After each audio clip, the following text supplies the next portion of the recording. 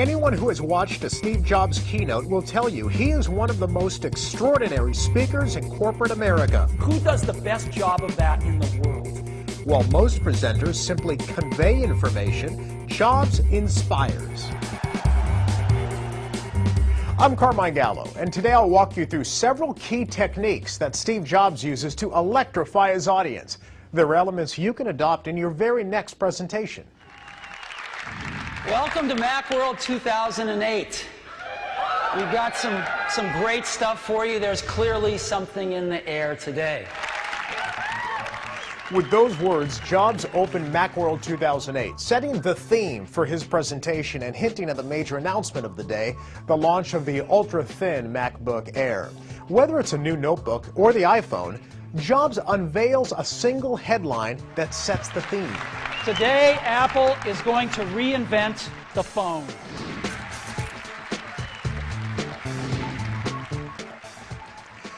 Once you identify a theme, make sure it's clear and consistent throughout the presentation. Think of a staff meeting as a presentation. So let's say you're a sales manager introducing a new software tool to help your team generate, track, and share sales leads. You might kick off your meeting this way. Good morning. Thanks for coming. I know you'll be really excited about this. Today we make it easier for you to make your quota. That's the headline. Easier to make quota.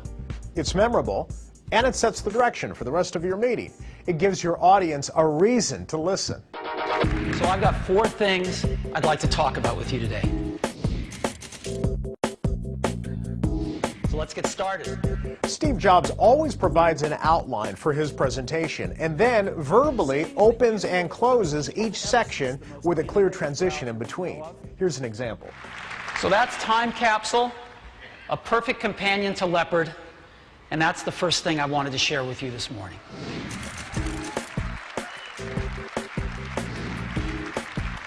The point is, make it easy for your listeners to follow your story. Your outline will serve as guideposts along the way.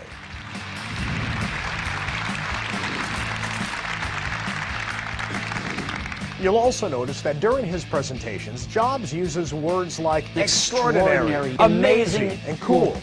He is passionate, enthusiastic, and it shows. Incredible, unbelievable, amazing, awesome, extraordinary year for Apple. You know, your audience wants to be wowed, not put to sleep. Too many people fall into this presentation mode. It's stiff, it's formal, it lacks pizzazz. We, your listeners, are giving you permission to have fun and to be excited about your company, your product, or your service. If you're not passionate about it, we're not going to be.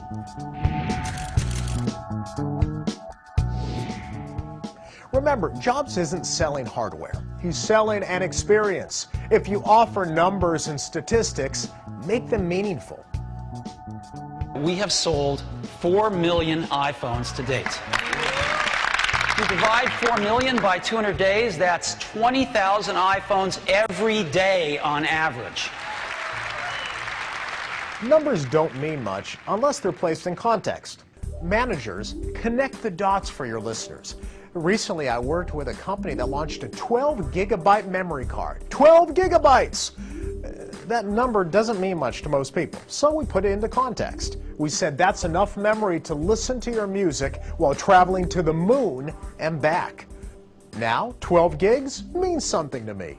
Make numbers meaningful.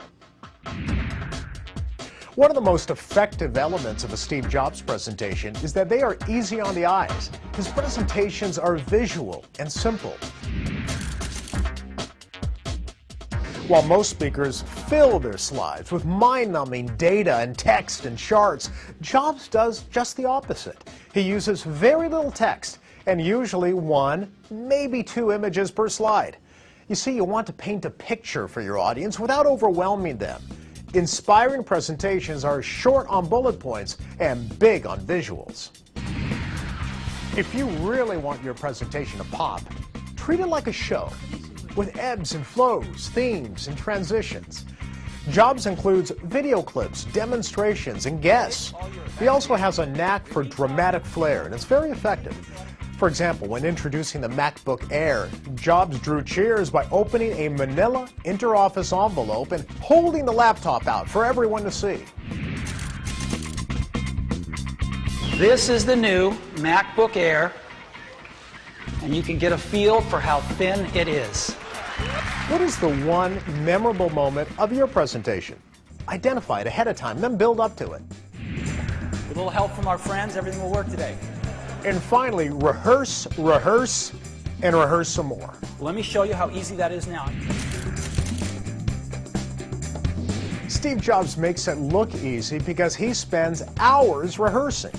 He cannot pull off an intricate presentation with video clips and demonstrations and outside speakers without practice. The result, a presentation that is perfectly synchronized and looks, yes, effortless. Now, the average business person does not have the resources to create a Steve Jobs extravaganza, but you do have time to rehearse. The greatest presenters do it, and so should you. Oh, and one more thing. At the end of most presentations, Jobs adds to the drama by saying, "And one more thing." One last thing. He then adds a new product or a feature, sometimes just introduces a band. This not only heightens the excitement, it also leaves your audience feeling they've been given an added bonus. The point is, Steve Jobs approaches each presentation as an event, a production with a strong opening, product demonstrations in the middle, and a strong conclusion. And yes, even an encore, that one more thing. I wish you a dazzling presentation. For more information, go to BNET.com.